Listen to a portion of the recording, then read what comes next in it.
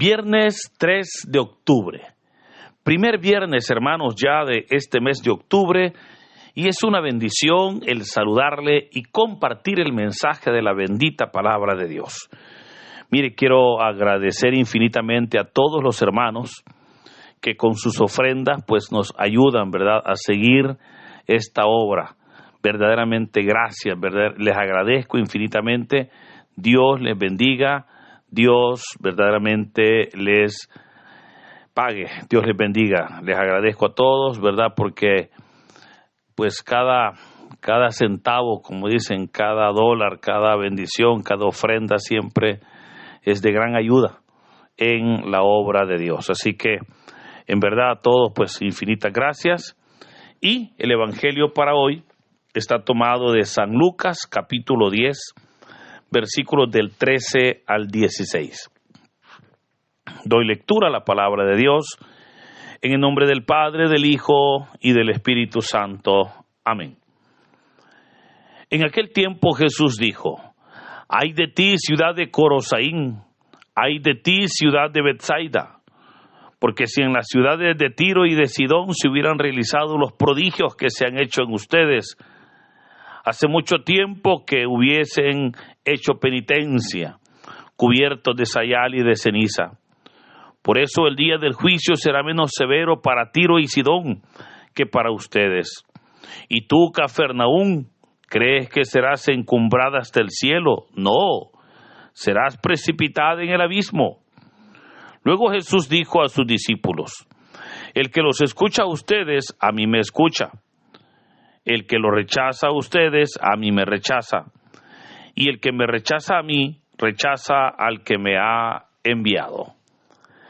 Hermanos, esta es palabra del Señor. Gloria y honor a ti, Señor Jesús.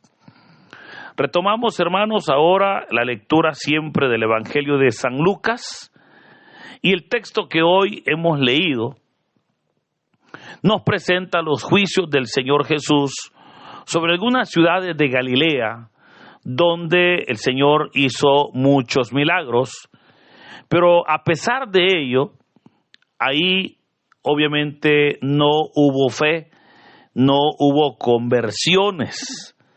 Personas recibieron milagros, pero no encontró el Señor pues conversión en ellos.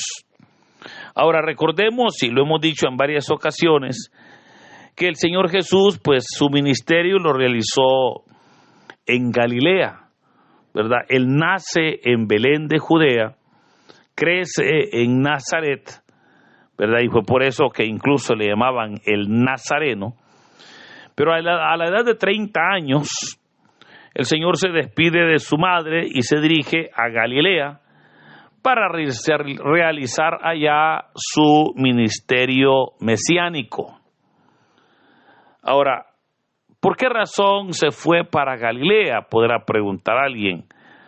Y lo hizo, hermano, por varias razones, pero una de ellas es para cumplir una profecía que Dios mismo le había dado a esa tierra de Galilea, que en otro tiempo se llamaba tierra de Zabulón y Neftalí. Lo tenemos en el libro de Isaías, capítulo 9, versículos 1 y 2, donde hablando a esta tierra de Zabulón y Neftalí, dice la palabra: «En el futuro será honrada, pues una luz brillará en medio de ellos». Esta tierra, que en ese tiempo había sido entregada a las tribus de Neftalí y Zabulón, en tiempos del Señor Jesús se llamaba Galilea.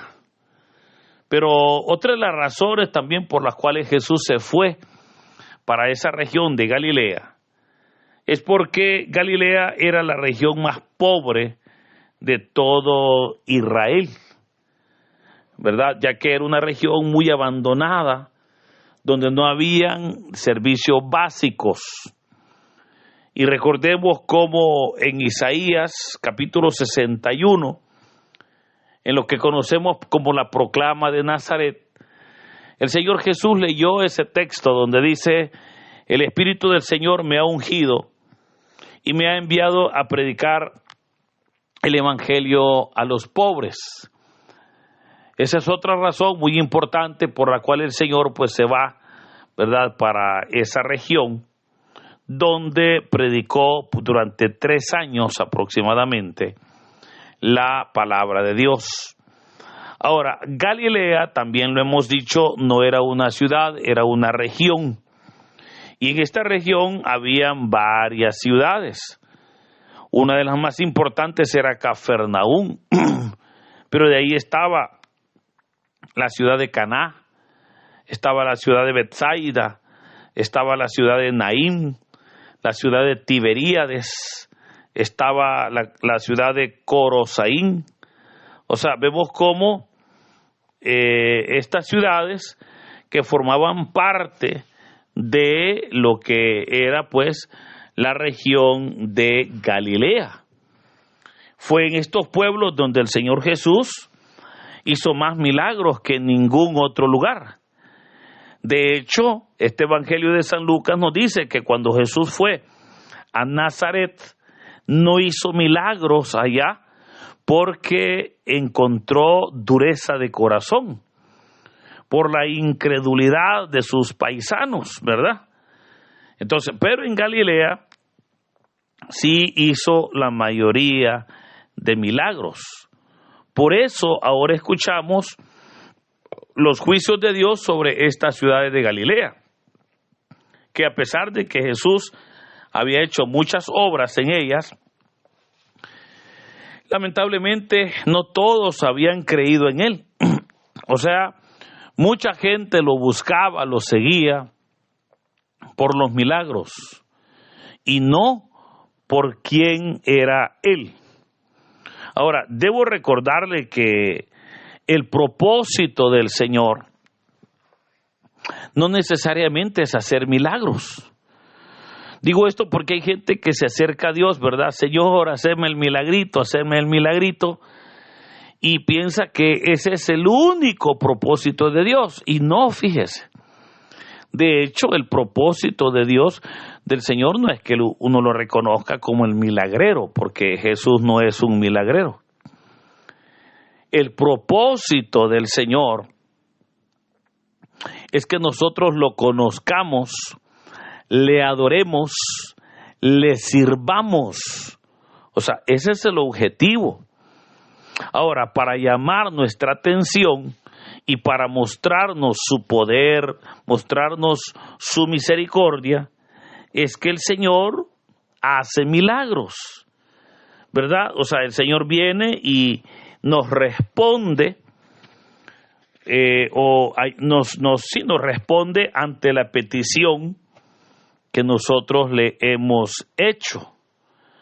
Pero no necesariamente significa que el milagro lo es todo. No, el milagro solo es como el espacio por el cual el Señor nos muestra su poder.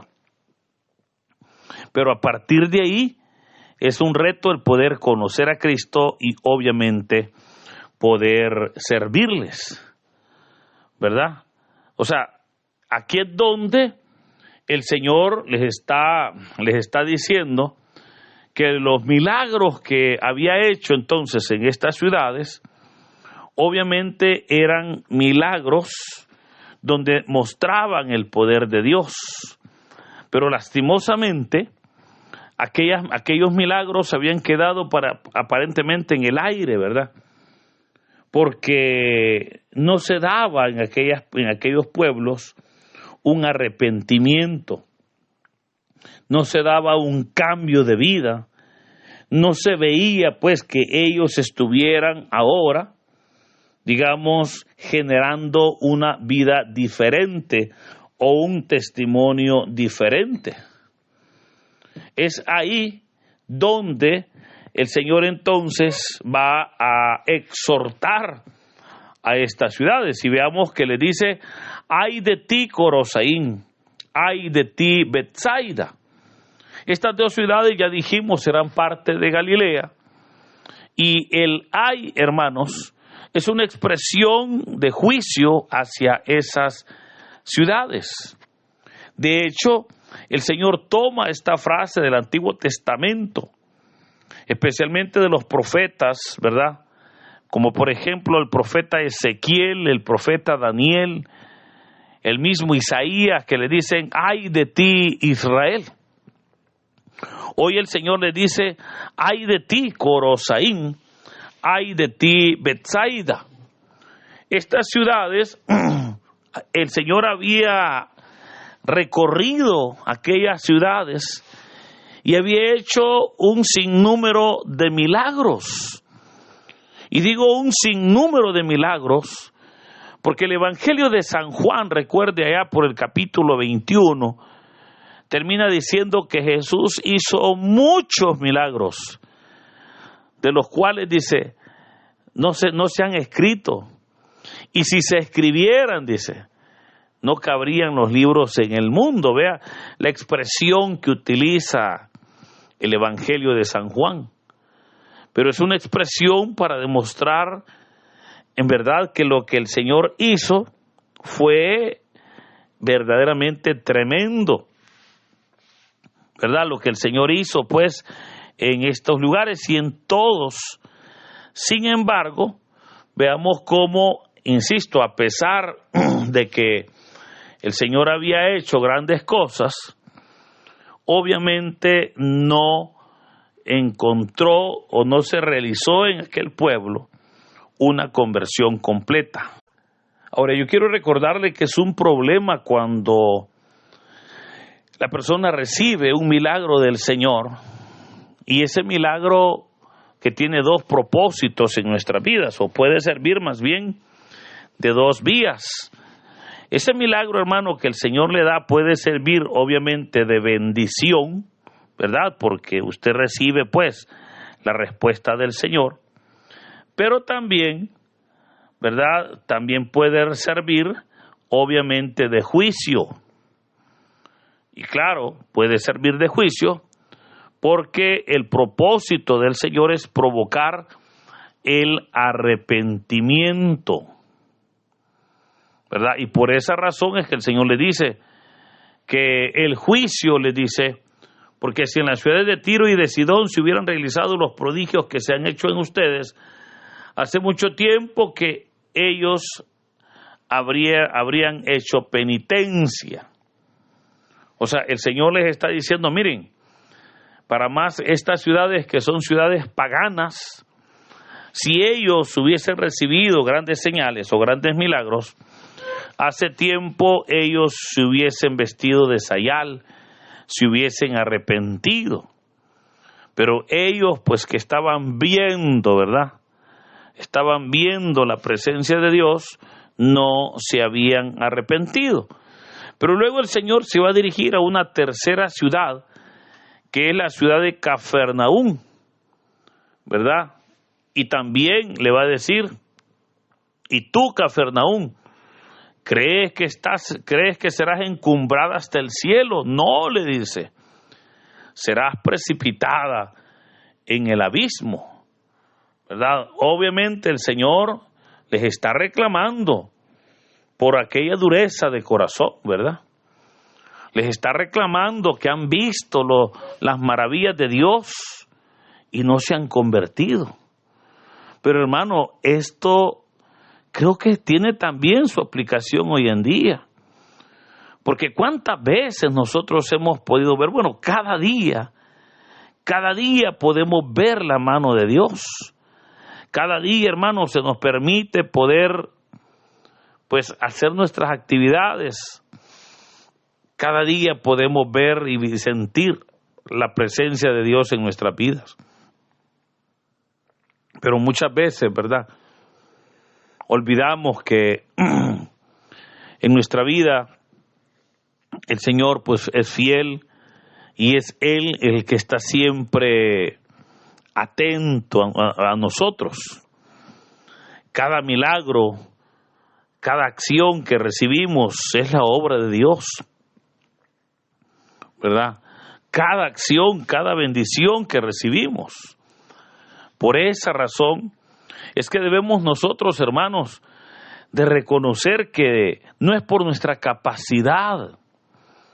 Miren, no ha sido porque nosotros somos inteligentes que hemos alcanzado la bendición, no.